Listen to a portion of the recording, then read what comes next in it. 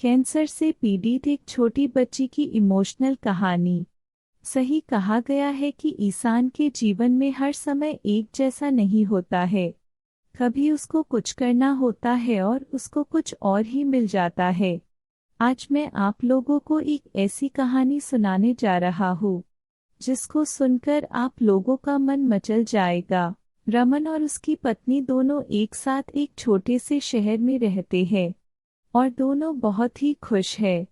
दोनों की एक छोटी सी बेटी भी है जिसका नाम रीमा है।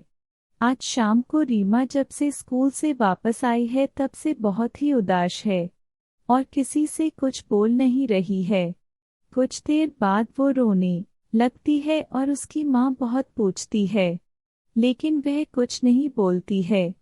इसके बाद रमन खुद आकर बोलता है, अरे मेरी बेटी को क्या हो गया। वह और तेज रोने लगती है।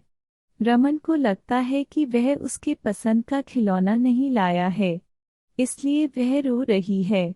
फिर उसने बोला, बेटा आप चुप हो जाओ और खाना खा लो, मैं कल आपकी पसंद का खिलौना लाऊंगा। बेटी ने धीरे से रोती हुई बोली, मुझको खिलौना नहीं चाहिए, आप पहले मुझसे वादा करो कि अगर मैं यह खाना खा लूंगी तो आप मेरी एक बात मानोगे। फिर क्या था, बेटी के जिद के आगे रमन को झुकना पड़ा और वह बोला, ठीक है आप खा लो, आप जो बोलोगी मैं वह मान जाऊंगा। रीमा ने रोते रोते पूरा खाना खा लिया और उसके बाद बोली, पापा मैं अपने पूरे बाल साफ करना चाहती हूँ।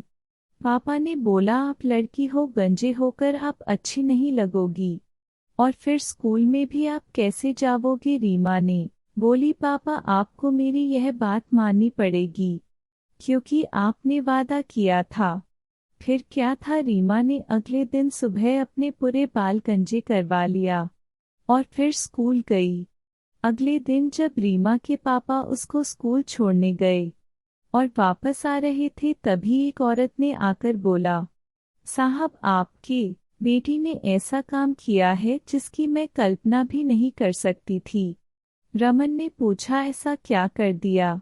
वह औरत रोते हुए बोली, मेरी बेटी को कैंसर हो गया था जिसकी वजह से वह अपने पूरे बाल गंवा बैठी थी और वह स्कूल नहीं आना चाहती थी कि सब लोग उसके स्कूल में मजाक बनाएंगे, लेकिन आपकी बेटी खुद गंजी होकर स्कूल आई तो साथ में मेरी बेटी भी आ गई।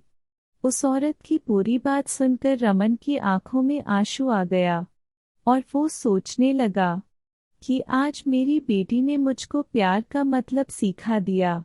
इसलिए कहा जाता है, कभी दूसरों के लिए कुछ करके देखो, जीवन में बहुत ही सुकून मिलता है। आशा करती हूँ कि यह कहानी आपको पसंद आई होगी। यह कहानी आपको कैसी लगी हमें कमेंट करके जरूर बताएं और चैनल पर नए हैं तो चैनल को लाइक, सब्सक्राइब एंड शेयर जरूर करें। कहानी देखने के लिए आपका धन्यवाद।